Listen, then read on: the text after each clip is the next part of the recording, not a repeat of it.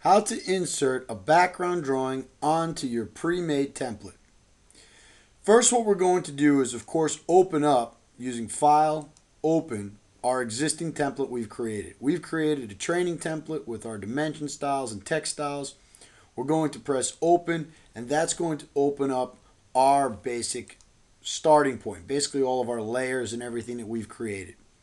The next thing we're going to do is we're going to come over here in the menu bar and choose Insert. We can also type Insert into the command line. It'll do the same thing.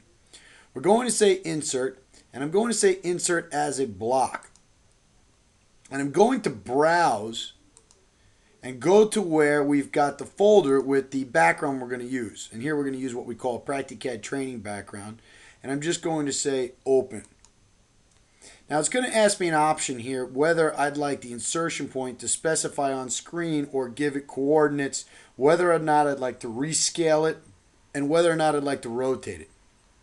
Currently I'm going to leave everything as is. We're going to place it at X0, Y0, Z0.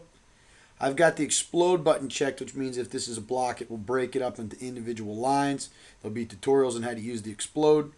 And I'm now going to press the OK button. Once I do this, I'm just going to hit top to get the full view. You'll notice that I actually have not only my layers, but I also have the background layers.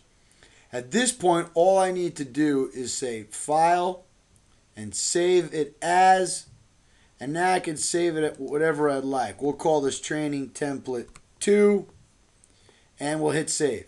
Now the next time I go to open this drawing, I will open up the Save As file. It'll have both the layers and I can just start to work.